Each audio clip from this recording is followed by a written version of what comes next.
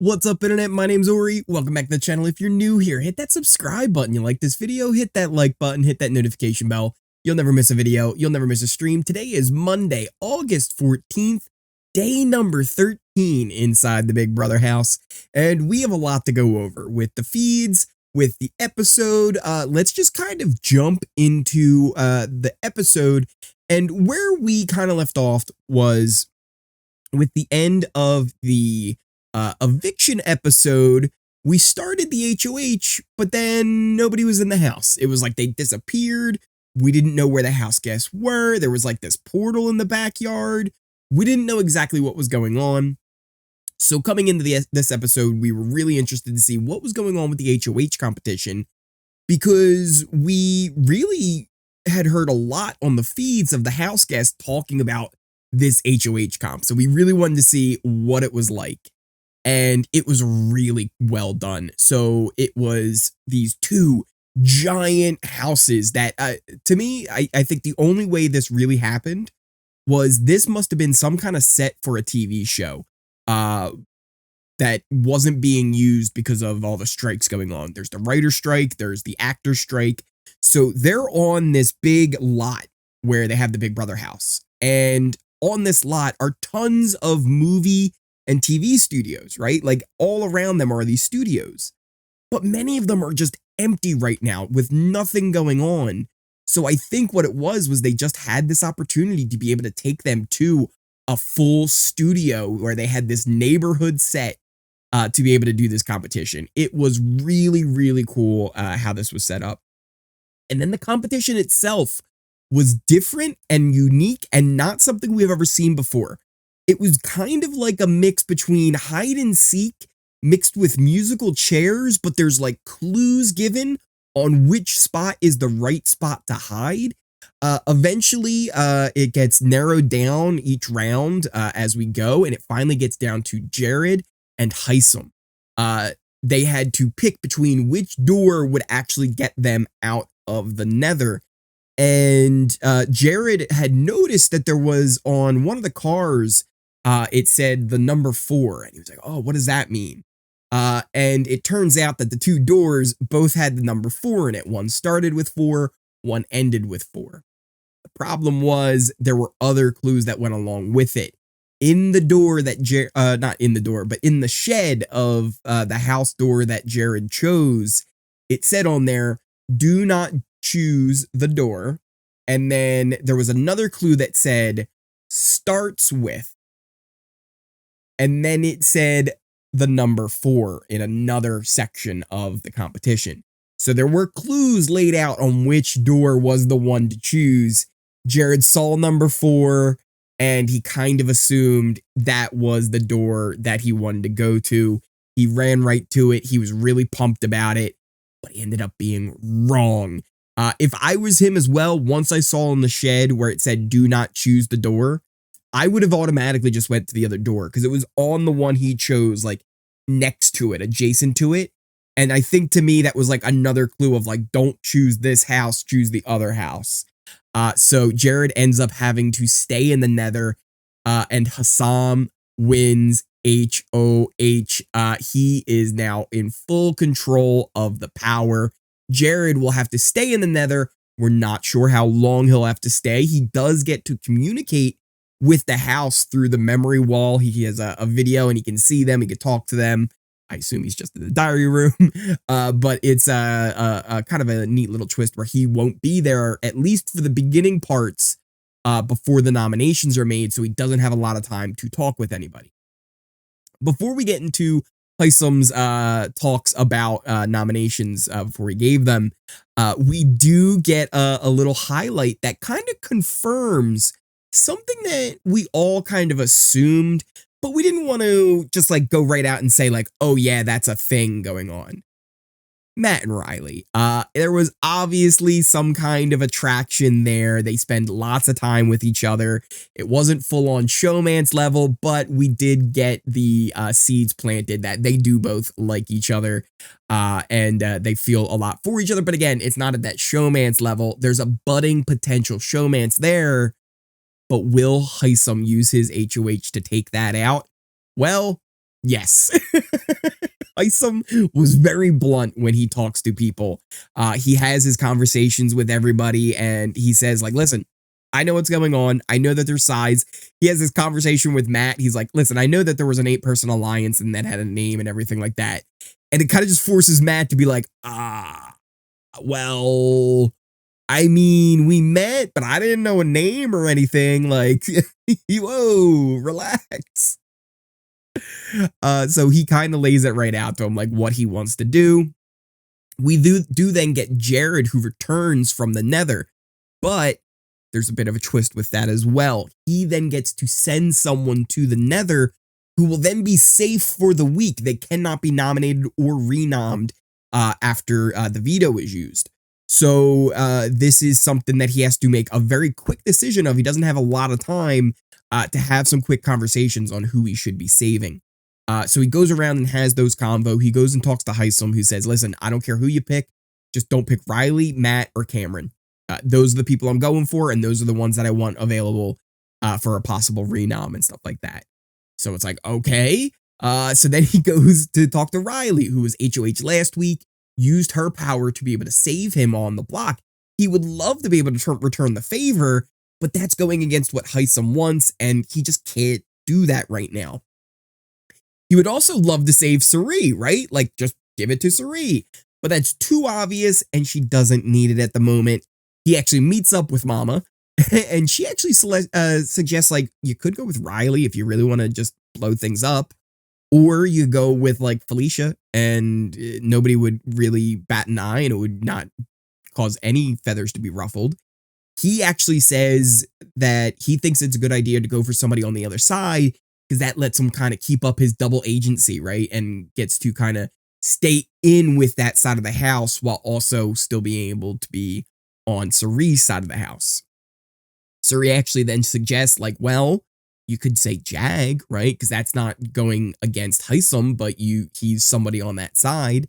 And he does end up choosing Jag. Reilly is upset, right? Disappointed that he didn't use it to save her. Even Jag's a little confused on why he didn't use it to save her when he felt like he was probably good this week, which he would have been.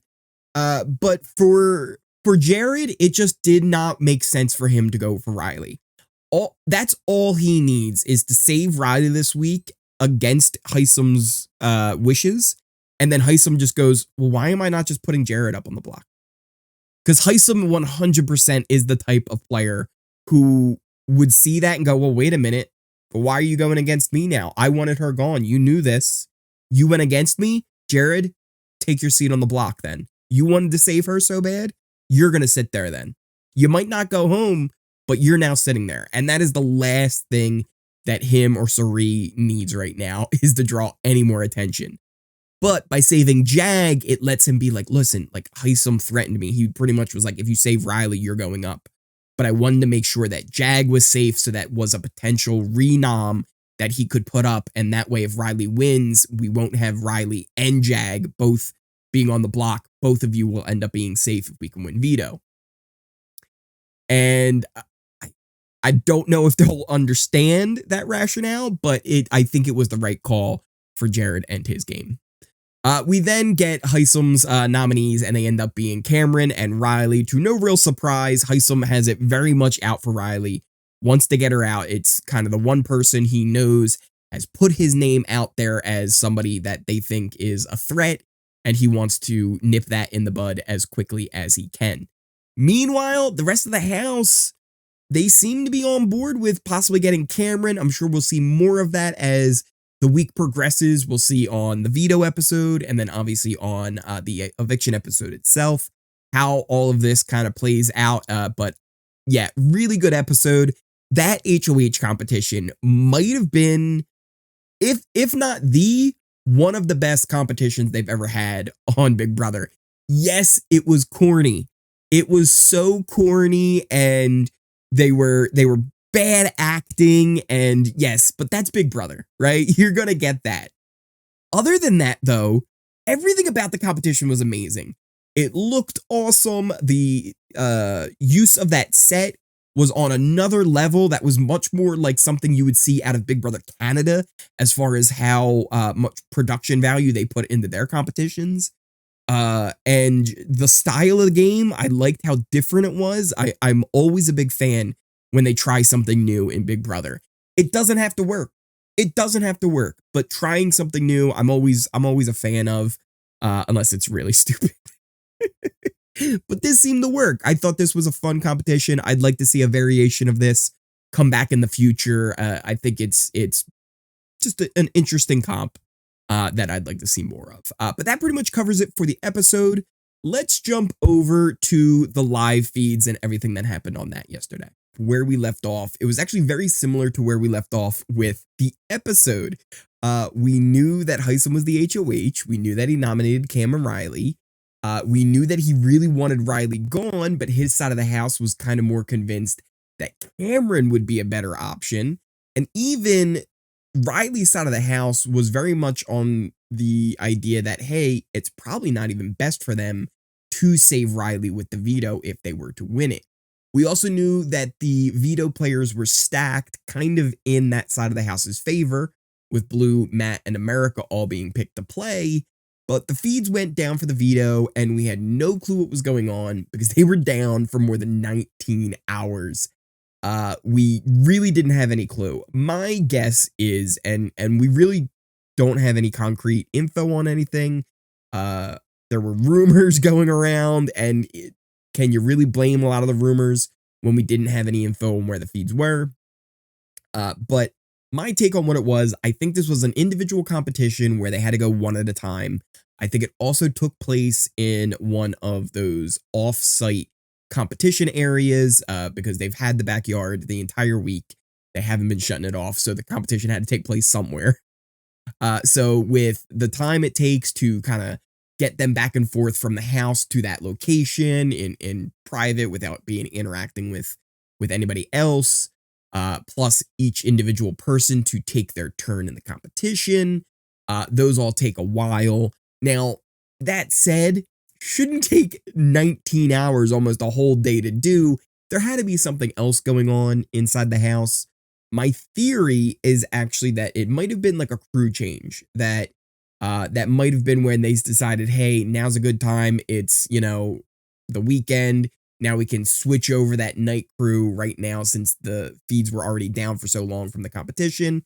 Might as well just do it right now that since they're already down. They switched over with night crew, and then that's why we had like the new crew coming in the next day.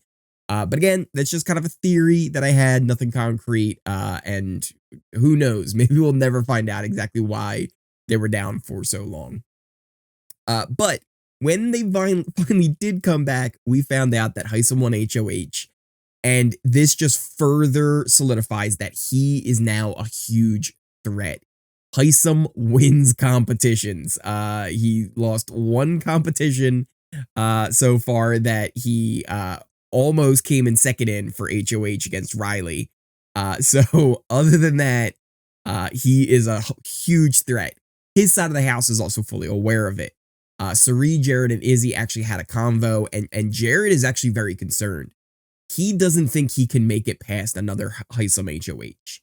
He said, like, he really thinks with the way Hisam would kind of probably would not put up people like America, Jag, or Blue, after Reilly's gone and Cam, there's not many options for Hisam that aren't in the alliance. He also kind of has suggested that Hisam doesn't want to put up Matt. He's kind of said that Matt, he wants to kind of let him tell his story, right? So Hisam's got, this kind of hierarchy that he wants to pick off in a certain order. And Jared is not sure where he lines up with that because Jared is not officially in the professors with Hisam. As far as Hisam is concerned, Jared is on the other side. So Jared is concerned about that. They all kind of agree as well that the first chance they get, they need to take out Hisam. The first chance he is not safe, they've got to take that shot because they do not know when they'll get it again. That could come as soon as next week. So it's going to be really interesting here to see how this all plays out. Just keep that in mind that the next chance that Hisam has that he could be backdoored, there's a strong possibility that it's going to happen.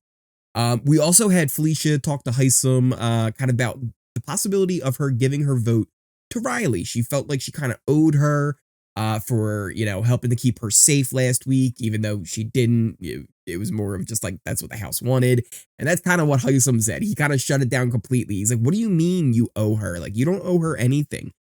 She had you like over a barrel. Anything that you were saying to her isn't a valid thing that you have to withhold. So Hisam has this very strict, like, I guess integrity line that he wants to hold to, and just this honor system that he has. And if it doesn't fit into his honor system, you don't have to withhold it. He also told her that, listen, if you decide to give her that vote, you know, that's going to put some distance between us. And I don't know how much I'll be able to trust you going forward. And he said, what's the difference if she gets one vote or no votes? Does it really matter? Hisam shut it down very, very quickly. He was not on board with it. And again, this is also part of where not only is he winning the competitions, but he's winning these competitions and he is dead set that it's his way or no one else's. Like, he's HoH. He gets the decision. It's what's best for him in this moment because he has the power. Not what is best for the entire alliance, what is best for him. And that is something that is definitely going to scare people. If you're someone who has the ability to take that power at any time, and you also are kind of dictating what you're doing with that power, it's not going to be good. It's not going to be a good end for you. And I think Hisam is setting himself up here for a blindside backdoor situation.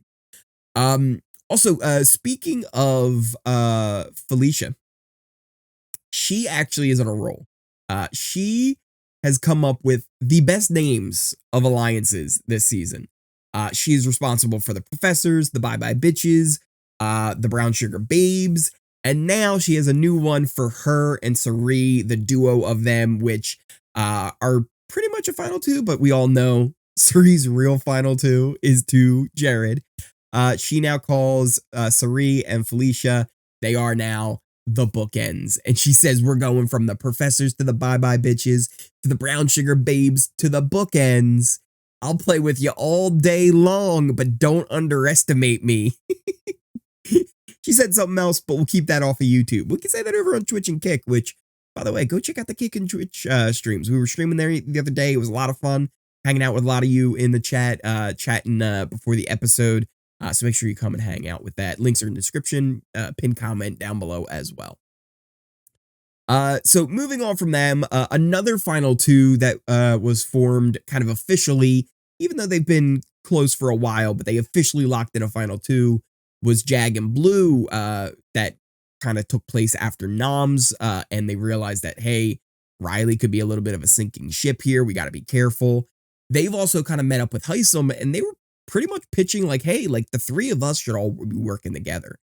Hisam just kind of, you know, played along with it a little bit like, yeah, sure, right? And I don't think he really gave this any real thought, though, because he pretty much lays this all out later in the meetings with the professors. So I don't think this is a very serious thing, but at the very least, Hisam's trying to protect himself if one of them were to win HoH. Hopefully that would mean they wouldn't target him in a potential backdoor scenario.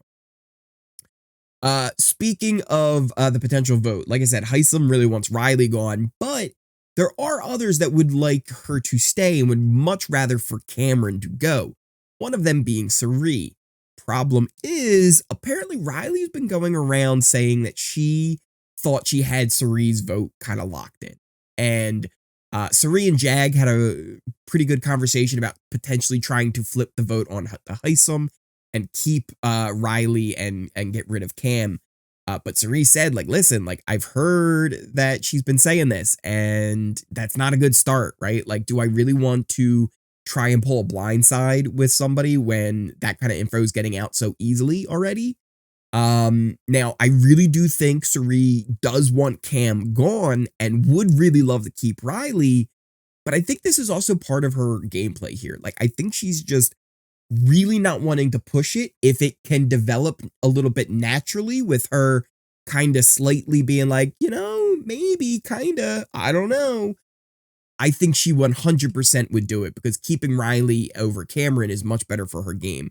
She's built a much better bond with Reilly than she has with Cameron, where if Reilly were to win HoH again, she's going to go take care of the business she needs to with Hisam, and that kind of takes care of a problem for Cirie later down the line. Whereas Cameron, if he wins HoH, as far as Cirie's concerned, he's coming for her. So that is something that Cirie would definitely like to happen, but doesn't want to be that one to push it. The one to be like, oh yeah, I was leading that charge. She wants somebody else to do it. We also had Cory and Jared have a really decent chat where they kind of were talking about together, possibly about making a move against Hisam eventually. And it's a fun little pair. Cory seems to really trust Jared. He tells him that he trusts Cirie really well. And when I first heard that, I wasn't sure, like, maybe Cory knows more than he's letting on, right? Maybe he's realized there's something up with Jared and Cirie.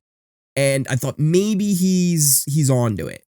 But Cory then has a solo cam talk later in the night, which I adored. It was so great, where he's just up there kind of whispering to himself. He had a bunch of great one-liners. I posted a bunch of them on Twitter.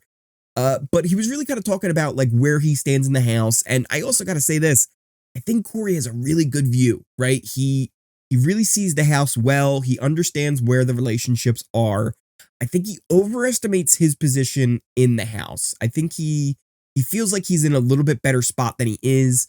Some things he's kind of wrong on. Some things he's kind of dead accurate on. He really wants to kind of ride it out with Jared. He said he really likes him. And this is when I kind of realized, like, oh, he does not know. He said, the moment I realized that Jared, and I thought he was going to say Cirie, I thought he was going to say Cirie's son. The moment I realized that Jared was such a good player, he's like, I knew I had to cut him at like final 3 or 4, and it's going to be really tough. But he wants to work with Jared, at least for a little bit. He knows he can't win against him, though.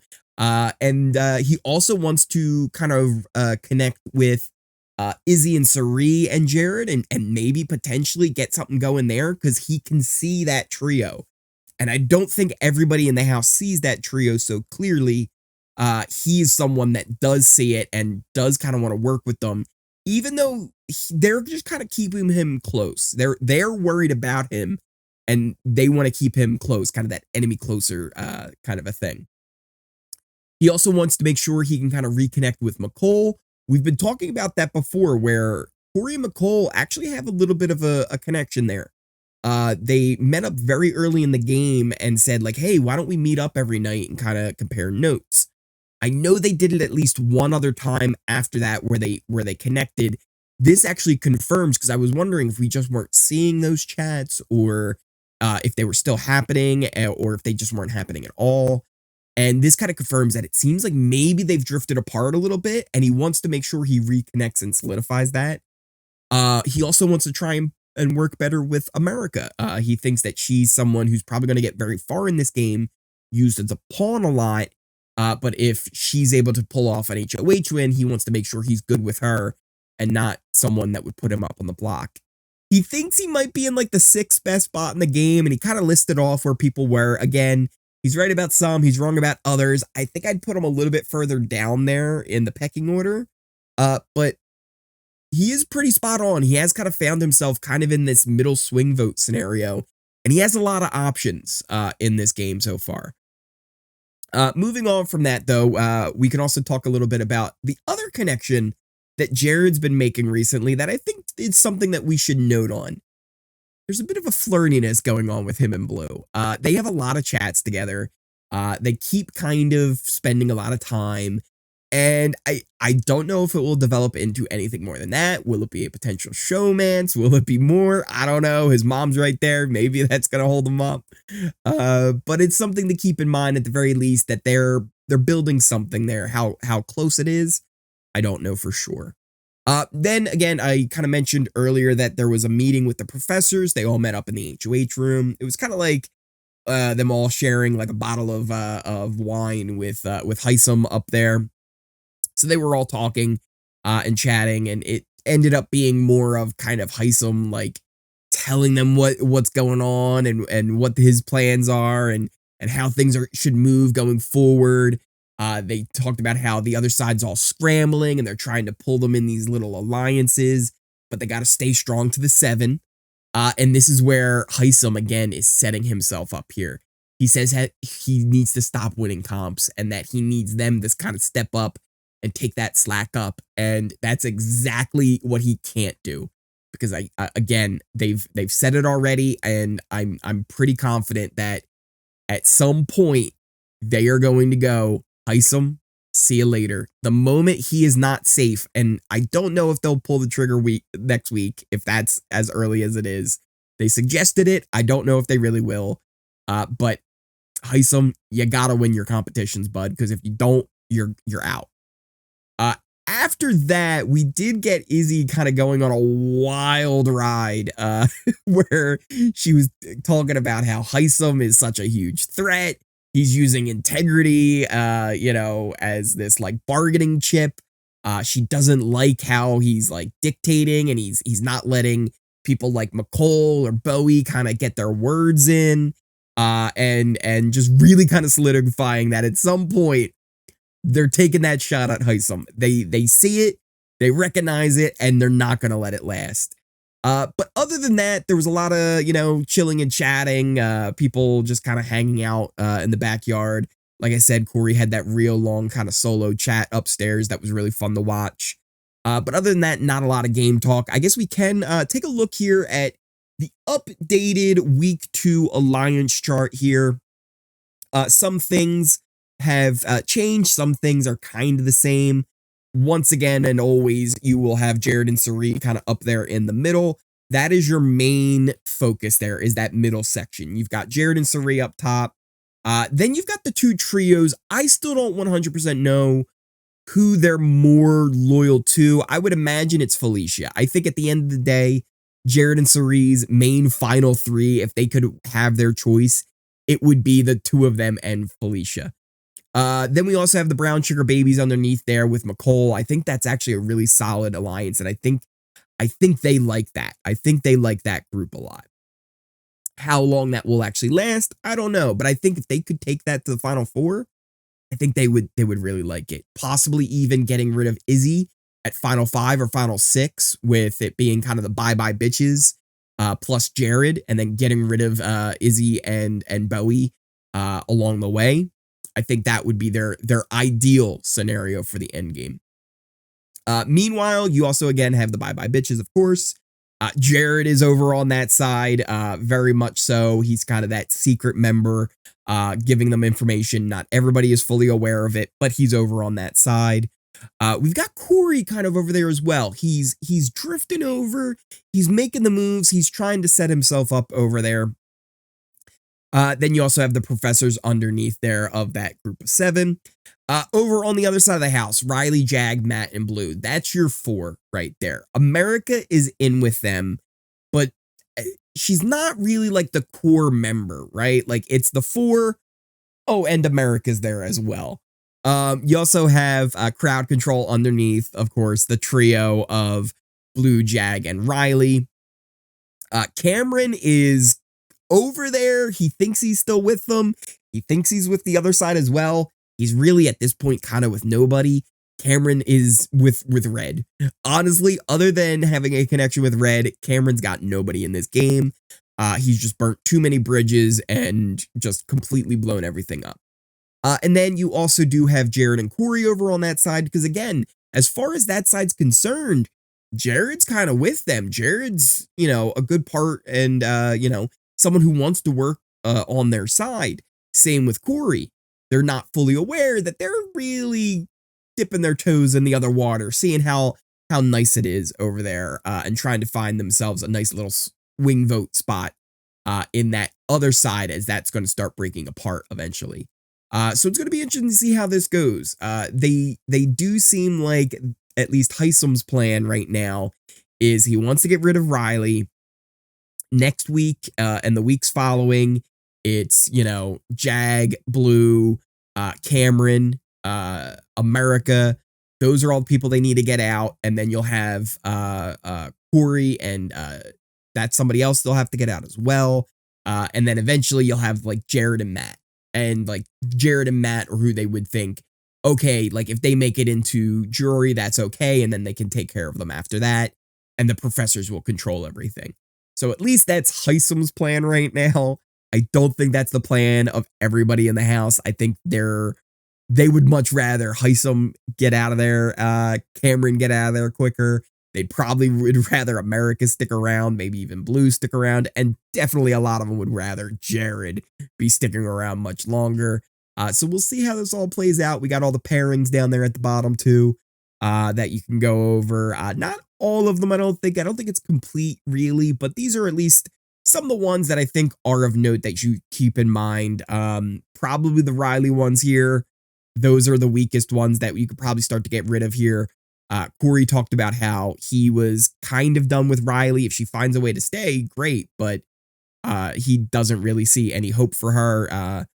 Then obviously Jag has kind of gone and lumped in with Blue stronger, since Reilly again is kind of in a sinking ship. Cameron and Red still going strong. Cory and Mecole, we mentioned how maybe they've kind of drifted after initially coming together. So maybe they can retool that and kind of come back and connect once again. The Jared Blue pairing has been added. So yeah, there's a lot of things going on. We can also check out even the simplified version of everything, where you've got the professors on one side, you've got the 4 plus Cory, American, Jared over there, Cory and Jared also on the professor's side, and then Cameron kind of in the middle. But even though Cameron's kind of in the middle, they're not working with anybody. It seems like Reilly is still going to be the one that might be evicted, but we have many days. We've got many, many days now until eviction. Hisam won't use the veto in the ceremony, so it's going to stay the same. But what will happen come eviction night? What do you guys think in the comments down below? Let me know. Do you think Reilly's going to be leaving? Do you think Cameron will eventually get kind of flipped on and everybody's going to get the votes for him to go? Let me know in those comments down below. Also, thank you guys again so much for watching. If you are new here, hit that subscribe button. If you like this video, hit that like button. Hit that notification bell. You'll never miss a video. You'll never miss a stream. All the links are in my socials, or in the Discord description down below, and a pinned comment. You can check out things like the Discord, Twitch, Twitter. I was posting a bunch of stuff on Twitter last night, or this morning, I should say, before recording this. So you should check those out. Some funny little clips from that Cory convo. But other than that, thank you guys again so much for watching, and I will see you next time.